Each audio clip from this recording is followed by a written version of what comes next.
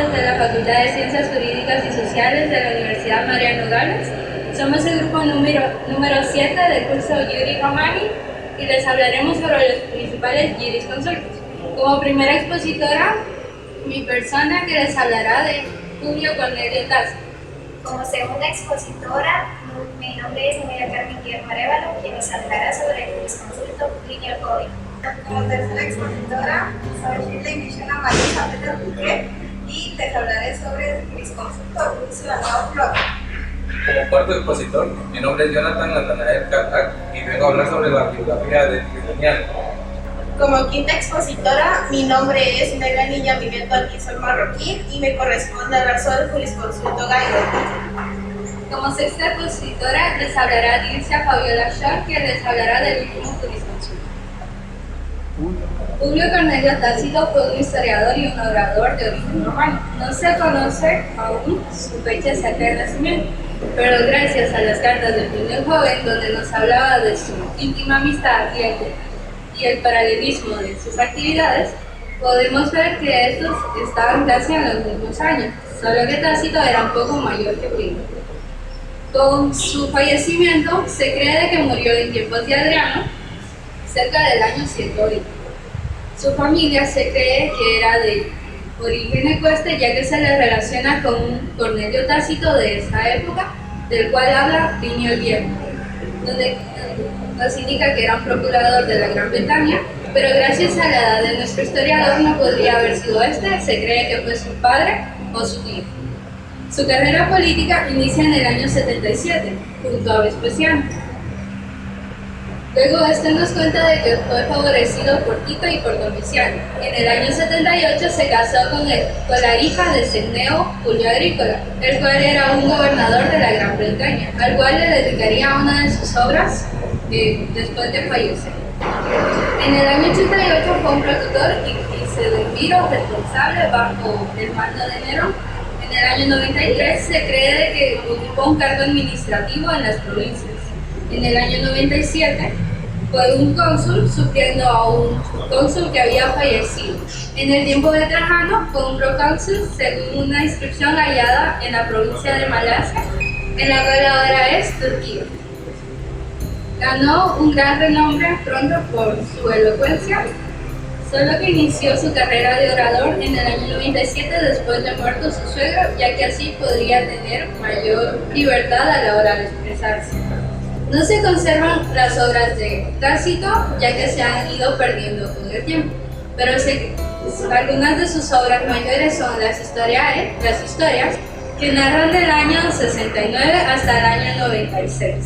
En esta nos habla de los acontecimientos más o menos dilatados de esta época. Probablemente constaban de 14 libros, pero actualmente solo se encuentran con los primeros 4 y la mitad del quinto. Otras de sus obras son los Anales, que tienen como título Apricesi Libri Augusto Divino, los libros del Divino Augusto, que en esta nos cuenta un poco antes del tiempo de Galba, en el año 69, donde nos narra de la muerte de Augusto hasta la muerte de Nerón. Los Anales, en sus 16 libros, recogen 54 años de historia, aunque no son muy precisos, ya que hay algunos datos que están mal, son las que más se utilizan o de los que más se conocen para la historia de Roma hoy en día. Algunas de las obras menores de Tácito son el diálogo de Oratorius, que es el diálogo de los oradores, donde nos habla de la decadencia que tienen los oradores en este tiempo. Esta ya había sido expuesta en la obra de Quirillano, la cual está perdida, donde nos habla sobre las causas perdidas de los oradores. Otra de sus obras menores son De Vita Julii Agricolae, la vida de Julio Agrícola, también conocida simplemente como Agrícola. Esta es la primera obra que nos habla de contenido histórico, donde mezcla la historia y la monografía. Esta nos habla de su suegro, que falleció a los 53 años de edad. Otra de sus obras menores son De Origen del Germanarum, que es el origen de los germanos, también conocida como Germano. Esta obra se trata sobre el origen y todo lo que tiene que ver con los germanos. Se cree que Tácito no tenía directamente la información para esta obra, así que se cree que Tácito no tenía directamente la información de los hermanos, así que debió haberla recabado con oficiales de guerra, con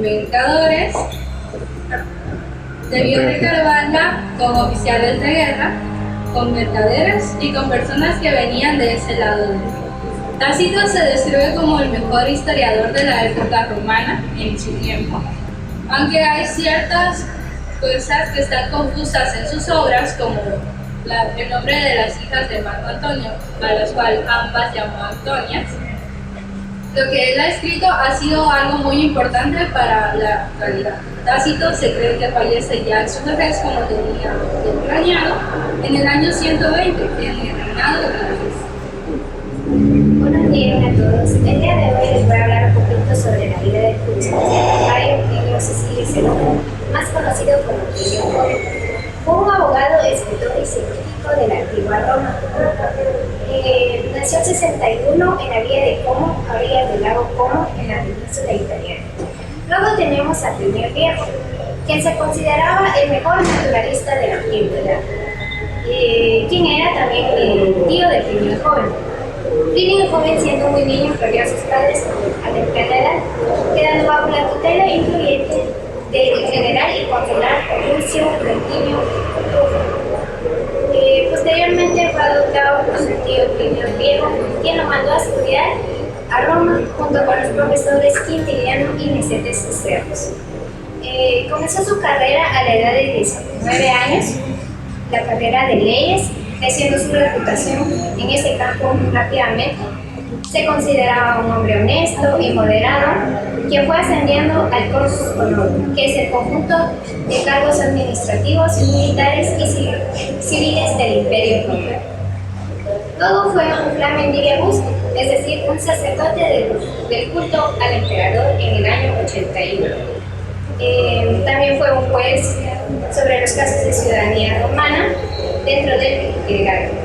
Pasó el tiempo y logró ser tribuno militar. Eso sucedió en Siria, donde también conoce a los filósofos Artemidoro y Eufrates. Estas personas eran cabeza de las antiguas divisiones de los caballeros romanos en el 84. La verdad que Plinio el Joven era muy inteligente porque adquirió muchos cargos en esa época. También fue cuestor entre el 89 y 90, fue tribuno de la plebe en el 91, fue pretor en el 93 y fue cónsul suffectus en el año 100. Entró a la escuela de Áboles por elección y fue supervisor del río Tíber y finalmente gobernador de la provincia Bitinia, donde se supone que probablemente murió en el año 112. Se puede decir que su carrera es un resumen de todos los cargos importantes de Roma. En efecto, también contribuyó Plinio a la organización en muchos de sus cargos. De sus numerosas cartas, la epístola se reduce a su carácter moderado. En una de ellas se dirige al emperador Trajano, donde le explica un procedimiento que trataba sobre ejecutar a los que fueran cristianos. Plinio vino y dijo: los que negaran ser cristianos se les ponía en libertad, y los que no, se ejecutaban. Vino Trajano y aceptó este procedimiento. Plinio el Joven trataba el cristianismo como una superstición incómoda y se sorprendía del gran número de denuncias anónimas que recibían en este campo. El emperador Trajano, apoyando su actitud, le ordenó que no diera curso a las cartas anónimas. Plinio el Joven se casó en 3 ocasiones, pero no tuvo ningún hijo, solo de su tercera mujer, Calpurnio, nieta de Lucio Calpurnio Pábato, quien era épite del siglo I, emparentado por matrimonio con Plinio el Joven. Hablaba con cierta emoción en sus cartas, ya que era un hombre rico y tenía algunas villas en Italia. Las 2 que tuvo en la ciudad natal las llamó tragedia y comedia. Respecto a su faceta de escritor, que comenzó a los 14 años, tras una tragedia en griego, Plinio destacó en poesía, aunque sus escritos se han perdido a pesar del cuidado que les tenía. También es reconocido por sus dotes de orador y se consideraba seguidor de Cicerón. Plinio participó en muchos juicios, pero el único discurso que se conserva es el Panéticos Traiano, descripción aduladora y enfática de la figura de Tarquino. Sigue siendo un instrumento valioso para estudiar las políticas de este emperador, como los impuestos, la justicia, entre otros. Plinio lo definía como el tratado sobre el gobernante perfecto. Sus cartas son un testimonio único de la administración ordinaria del siglo I. Su estilo es muy diferente de los usados en los panegíricos, afirmando algunos críticos. Bueno, Plinio es el inventor de un nuevo género literario. La carta escrita para ser publicada en sus primeras cartas de juventud describe la erupción del año 79. Estas cartas estaban dirigidas a su amigo Tácito. Otras cartas famosas que también se mencionan son prácticamente las que fueron dirigidas al séptimo Claro, que son pues prácticamente poemas, las que se refieren a la erupción del Vesubio y las referentes a las vías y la muerte de Marcial. Luego tenemos sus cartas. Sus cartas son un testimonio único de la administración ordinaria del siglo I. Su estilo es muy diferente de los usados en los panegíricos, afirmando a algunos críticos que Plinio se consideraba el inventor de un nuevo literario. La carta escrita para ser publicada en sus primeras cartas de juventud describe la erupción en el año 79. Estas cartas estaban dirigidas a su amigo Tácito. Otras cartas famosas fueron dirigidas al Servicio Claro, que son prácticamente poemas, las que se refieren a la erupción del Vesubio y las referentes a las vías y la muerte del desierto.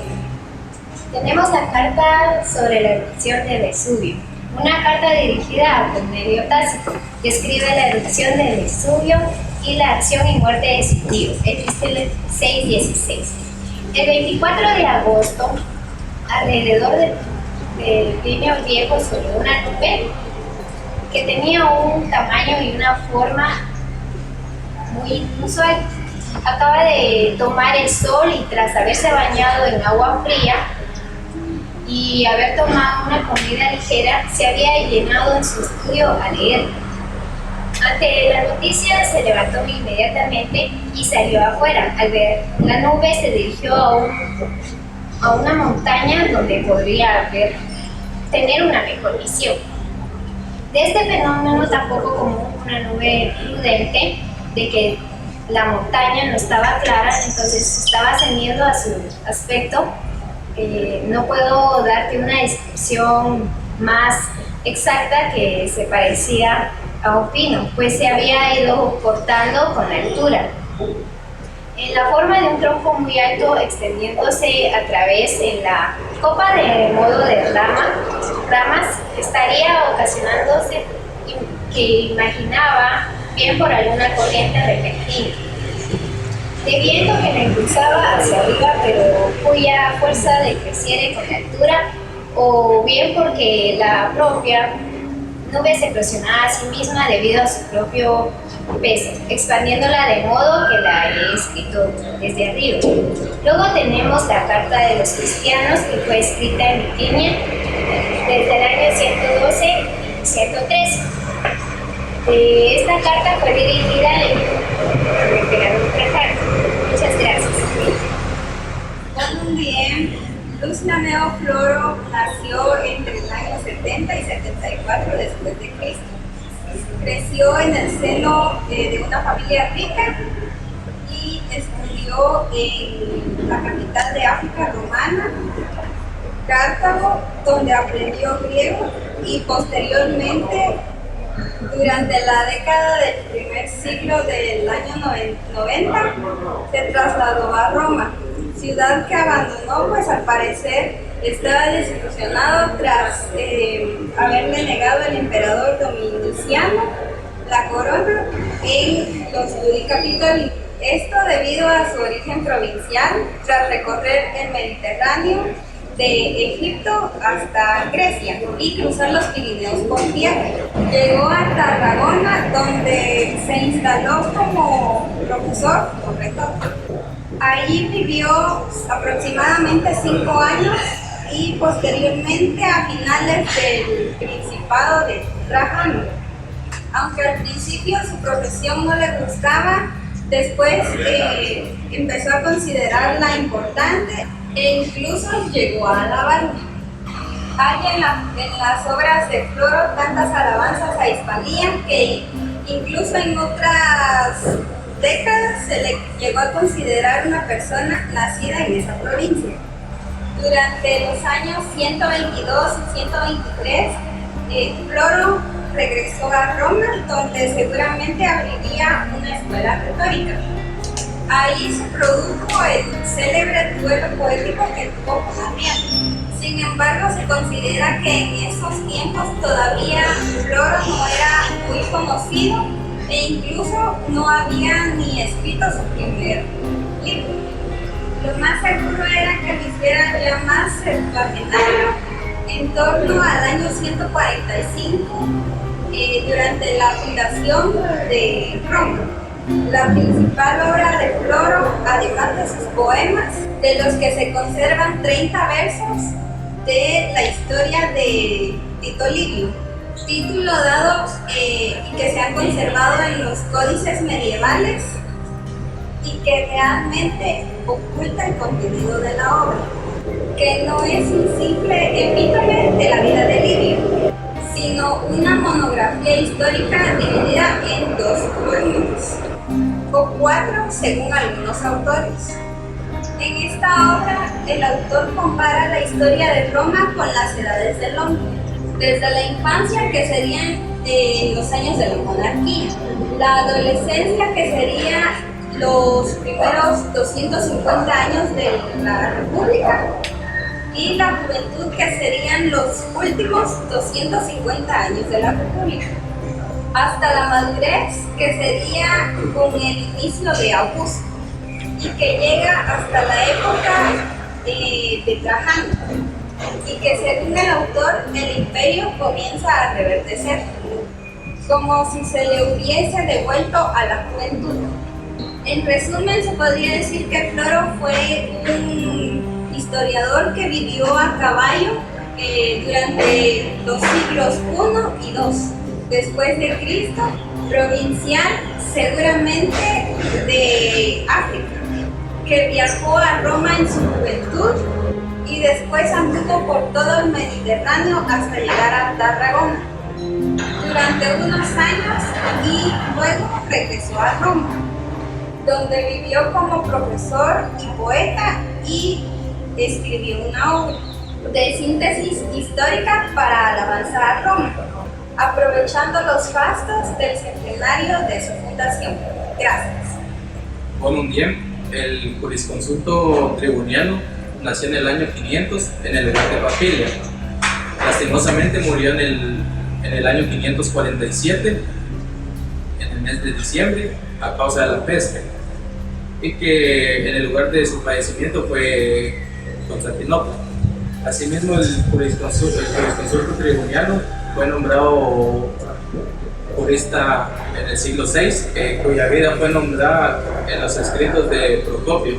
También colaboró con el jurista bizantino Justiniano, que fue un emperador. En el año 528 fue nombrado tribuniano como uno de los abogados para jefe redactor del nuevo libro de Roma. Así, en el año 533, Tribuniano fue destituido de su labor como jurista por la población que estaba descontenta. Pero la destitución de Tribuniano fue temporalmente. Así, en el año 533 fueron promulgadas las nuevas leyes para los estudiantes de Derecho. Asimismo, en el año siguiente fueron promulgadas las leyes para las nuevas generaciones de Derecho. Asimismo, Tribuniano fue magíster en el año 534 y a enero de 535. Asimismo, recuperó el cargo de jurista y lastimosamente falleció en el año 547. Asimismo, el historiador Procopio elogia en diversas instituciones, así como en las educaciones, y asimismo divulgaba cosas malas del Tribuniano, que era un corrupto, y asimismo un jurisconsulto, su avaricia que mostraba hacia el emperador Justiniano. El emperador Justiniano nombró a Tribuniano como uno de los juristas en el año 533 del mes de noviembre para elaborar el códex. Asimismo, Tribuniano fue nombrado para elegir a 17 jurisconsultos. De esos 17 jurisconsultos, él estaba integrado en ellos. 16 eran 10 abogados. De esos 11 abogados, había un alto funcionario y 4 profesores jurisconsultos. Asimismo, Tribuniano dirigió las instituciones de Guayo. En la terminología de los jurisconsultos romanos surge la vida del derecho romano. Durante la vida de la segunda vida del derecho romano existe el tribunianismo. Asimismo, este mismo autor quisiera regresar a la historia de juris civiles, de derecho romano, no contaminada por las modernizaciones justinianas, en gran parte por los humanistas. Mientras estaba terminando la revuelta de Nicá, en el año 533, fue destituido Tribuniano. Asimismo, Tribuniano fue destituido de sus labores como jurista, y debido al descontento de la población romana. Pero a pasar de los tiempos, Justiniano tuvo el cargo otra vez para que Tribuniano, aún así Tribuniano, después de su relevo en el puesto de jurista, siguió trabajando en las codificaciones para un jurista. Posteriormente, Justiniano dictó nuevas leyes para las necesidades contemporáneas de su pueblo, llamadas las novillae. Asimismo, fue magíster en el año 533. Asimismo, recuperó su puesto de cuestor hasta su muerte. El especialista del lado del emperador era Tribuniano, que fue nombrado en el año 528 como un abogado y jurista para la nueva ley de Roma. Volum Diem, me corresponde el jurisconsulto Gallo. Gallo es uno de los jurisconsultos más enigmáticos debido a que carece de información sobre su vida. Por ejemplo, se desconoce su nombre completo, pues Gallo era solamente un pronomen. Incluso muchos romanistas decían que verdaderamente haya sido un hombre, y se ha llegado a plantear la hipótesis de que fuese mujer. Se ha supuesto que nació hacia el año 120 en alguna provincia oriental. Probablemente vivió en alguna localidad provincial del imperio. Dentro de sus contemporáneos no hay noticias sobre su vida y obra. Incluso durante el siglo XX se le trató de identificar con Cayo Casio Longino. Fundamentalmente fue un profesor de derecho y todas las obras que redactó tenían finalidad docente. La mayoría de ellas fueron escritas durante el gobierno del emperador Antonio Pío y a principios del emperador Marco Aurelio. Con certeza murió después del año 178, como lo demuestra un comentario suyo al Senatus Consultum Orfitiatum de este año. Sus principales obras fueron las conocidas como las Instituciones en 4 libros, una de las primeras exposiciones sistemáticas romanas del derecho en modo griego, y a las comunitarias Ad Edictum Praetoris Urbani o Ad Edictum Urbicum sobre el Edictor Praetor en 10 a 15 libros. y ad edictum provinciale en 32 libros sobre el edicto del pretor en el habitual apéndice sobre el edicto edilicio.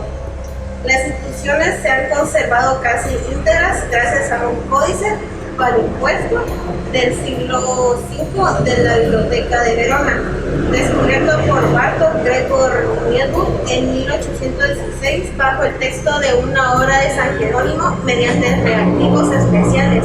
El procedimiento formulario agere per formulas, que ocupa gran parte del libro 4, era prácticamente desconocido hasta este hallazgo, pues en el digesto no aparecen referencias directas al ser estas eliminadas, pues en la época de la compilación se aplicaban otro sistema, el cognitio extraordinario. En Oxirrinco, Egipto, se encontró un papiro que contenía una página del libro 4 y posteriormente en el mismo país se halló un pergamino del siglo IV o V que reducía 10 importantes páginas de un texto, ya que contenían los pasajes ilegibles del manuscrito de Verona. A partir del análisis de un texto se ha sostenido que Gallo no está muy al tanto de su evolución doctrinal en la época, especialmente al declararse sabiniano en la época de los antoninos, cuando la rivalidad de las escuelas sabinianas y preculeianas habla prácticamente desaparecido, lo que reafirmaría su carácter provincial. Es más, para algunos autores no era propiamente un jurista, sino más bien simplemente autor de manuales de derecho.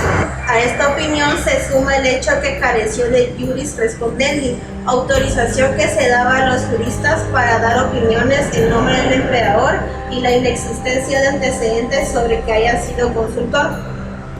De todas maneras, su interés por el derecho romano antiguo era evidente y por esa razón su trabajo es el más valioso para los historiadores de las instituciones romanas tempranas. Las instituciones alcanzaron gran difusión durante el dominado y por ello prácticamente la única obra de derecho romano que ha llegado casi completa, aparte del Corpus Juris Civilis, siendo autorizada hasta la época de Justiniano I como un texto para los estudiantes de derecho, por lo que fue objeto de varias ediciones e incluso elaboraciones y resúmenes. De hecho, las instituciones de Justiniano se basaban principalmente en la obra de Gallo.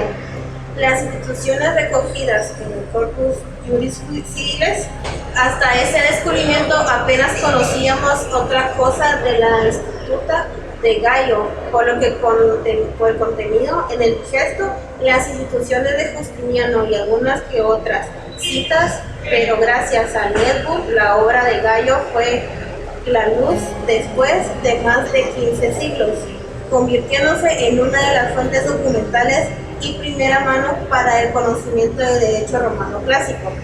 Del análisis de los textos de Gallo, algunos juristas sostienen que no estaba muy al tanto de la evolución doctrinal de la época, que no era más que un simple autor de manuales de derecho.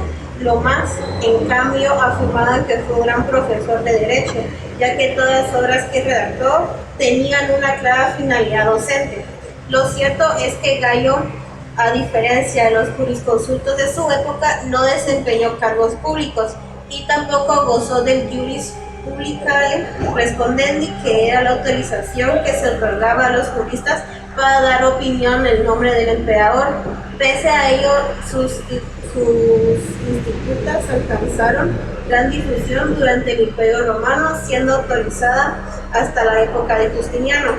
Además, fue incluido junto a Ulpiano, Paulo, Modestino y Papiniano en la ley de Ositas de 426, que regulaba la rectatio de las obras de los juristas ante los tribunales, es decir, que juristas podían ser invocados y los criterios para las decisiones del juez ante opiniones diversas.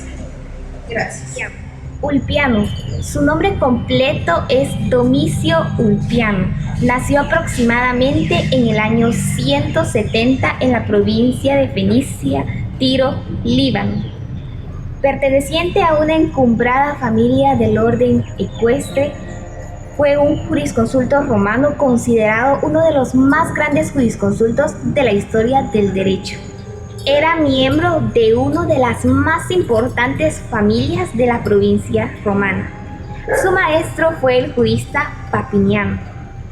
Fue el discípulo más aventajado de la gran historia clásica del Imperio Romano, de quien fue asesor cuando éste ocupó el cargo de prefecto del pretorio en el año 203 después de Cristo, cargo en el que Ulpiano permaneció hasta el año 212. Asesinado Papiniano por orden de uno de los hijos de Septimio Severo, Caracalla, quien también había asesinado a su hermano Geta, Ulpiano decidió retirarse de la vida pública, pues Caracalla había montado una actitud hostil y persecutoria contra los aliados de Geta y Papiano. En ese entonces, Ulpiano comenzó a escribir obras jurídicas y comentarios. Su estilo de escritura era muy sencillo, pero era entendible. Se preocupó especialmente por la compilación de la legislación y por comentar a otros juristas. Aunque especial consideración tienen sus preceptos fundamentales que trascendieron en el tiempo y que aún hoy en día trascienden en la historia del derecho.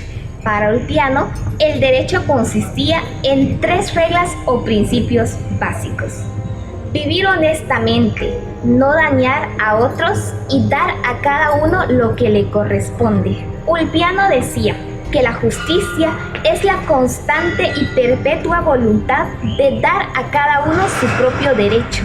Ulpiano, al igual que otros juristas de la época, formó parte de la burocracia imperial, convirtiéndose en el asesor del emperador Alejandro Severo. Durante el reinado del emperador Caracalla, en el año 211 al 217, Ulpiano fue Magister Liberorum, que al traducirlo es maestro de niños. Durante el reinado del emperador Caracalla, en el año 211 al año 217, fue Magister Liberorum, maestro de niños, puesto que ocupó cuando Heliogábalo ascendió al trono de Roma en el año 218 al año 222, pero se vio obligado a abandonar Roma cuando el emperador, ante quien había caído en desgracia, le condenó el exilio. Ulpiano regresó a Roma en el año 222 después de Cristo e inmediatamente pasó a ser parte del Concilium, es decir, la asamblea del emperador Alejandro Severo, quien había sido su maestro durante su infancia. Sus preceptos y condiciones personales le llamaron la atención al emperador, quien lo nombró prefecto de la nona y prefecto del pretorio, cargo que este último reservado es a la orden ecuestre. Este puesto tenía junto al mando militar el cargo de asesor jurídico del emperador Alejandro Severo y las labores de instancia suprema de la justicia romana. Su producción muy abundante abarcó todas las ramas del derecho. Se le atribuyó la autoría de 287 libros, lo que lo convierte en el jurista más prolífico de su época. Entre sus obras destacaron Libri 81 ad edictum praetoris, libro 81 en virtud del edicto pretor, y Libri 2 ad edictum edilium curulium, libro 2 en virtud del edil, en los que comentaba los contenidos de los edictos, de los pretores y de los ediles. En ellos siguió con bastante rigor el orden de los edictos. Especial fama alcanzó de oficio proconsulis, una especie de guía para los gobernadores de las provincias, que fue muy seguida en su tiempo y posteriormente, como refleja la mención a este escrito. Entre ellos figuraba en una inscripción del Éfeso del siglo IV. Dejó incompleta una obra que tenía el título de Libri 51 ad Masurium Sabinum y escribió numerosas monografías dedicadas a los oficios que fueron escritos por los magistrados imperiales. También fueron fundamentales Libri 7 Regularum, Libri 2 Institutionum y Libri 7 Regulae. De toda esta institución solo se conservan algunos fragmentos de las instituciones y el Liber Singularis. El resto de sus obras conocidas nos han llegado en los fragmentos que han quedado reflejados en el Digesto. Sus obras, poco originales aunque muy profundas, tuvieron un gran éxito entre los juristas contemporáneos y posteriores. En ellas citaba a muchos de los juristas precedentes y copió literalmente textos de leyes y senadoconsultos. Hizo grandes comentarios enciclopédicos de las obras de los autores anteriores y sobre todo del edicto. Ulpiano trataba de coleccionar y organizar todo el material existente de la época clásica. Su intención era conseguir que fuera entendible el ordenamiento jurídico, de forma que toda su producción estaba revestida de un enorme sentido práctico. Ulpiano llamó la atención de todos sus colegas por el perfecto dominio de todas las materias que aparecían en sus escritos, al centrarse en la labor compiladora. Sus tratados no aportaron novedades a la evolución del derecho romano. En sus escritos deshacía en continuos elogios hacia los juristas que le precedieron en su oficio. Para Ulpiano, las costumbres en el derecho quedaban instituidas por el largo uso. La autoridad de la costumbre nacía del consentimiento del pueblo, lo que era asumido por las generaciones posteriores como el ideal de la nación romana. Describió la jurisprudencia como la ciencia que define las noticias de las cosas humanas y divinas, ciencia de lo justo y lo injusto. Ulpiano consideraba que el derecho estaba integrado por el derecho público, es decir, las normas que tratan sobre la organización del Estado, y por el derecho privado que regula la organización de los particulares, y por el derecho privado que regula la organización y los intereses de los particulares.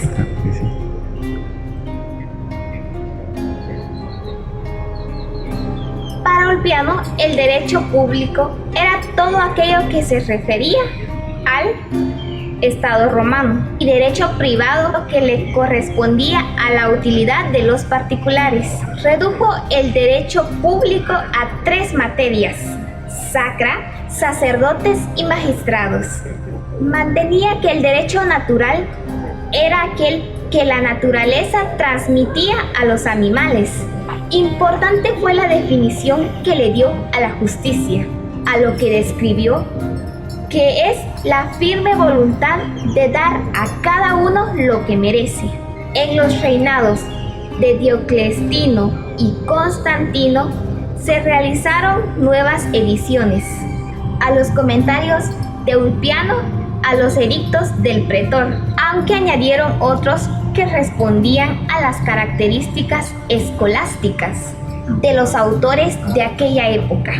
Todo esto hizo que sus obras se convirtieran en los favoritos de los compiladores del Digesto que se elaboró durante el reinado de Justiniano. Esto se debió a que Ulpiano vivió en la última parte de la época clásica y su estilo era más comprensible para los juristas posteriores que el de aquellos que le habían antecedido en el cargo. En el Digesto aparecían más de 3.000 fragmentos, cuya autoría se le adjudicaba a Ulpiano, aunque se extrajeron de las copias postclásicas de sus escritos. Sus comentarios a los edictos tuvieron una gran difusión en la época postclásica y quedaron reflejados en los Fragmenta Vaticana, Collatio Legum Mosaicorum et Romanorum. Sus obras fueron profundamente estudiadas por los estudiantes de las escuelas de leyes del imperio durante el final del siglo III y comienzos del siglo IV. Pronto se comenzó a dar una interpretación dogmática de sus escritos. Se sistematizó su estudio de forma que fuera más fácil y se le atribuyó la autoría de obras que en realidad fueron escritos por juristas posclásicos que imitaban el estilo de Ulpiano, como fue el caso de los Titulis ex corpore Ulpiani. En el año 321 del emperador Constantino prohibió que se alegaran durante los juicios fragmentos que comentaban acerca de los escritos de Ulpiano, ya que se consideró que falseaban su pensamiento. Un decreto de Valentiniano III estableció en el año 426 que los únicos juristas que podían citarse en un juicio como autoridades del jus eran Papiano, Ulpiano, Gayo y Modestino. En caso de que varias opiniones entraran en conflicto, debía prevalecer la de Papiniano.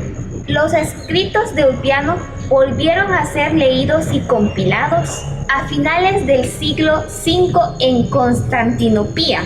Ulpiano murió en el año 228 a manos de los pretorianos, con quienes había tenido duros enfrentamientos y quienes le degollaron en presencia del propio emperador. Uno de sus discípulos, Heredio Modestiano, se convirtió en el jurista más destacado de la siguiente generación. Muchas gracias.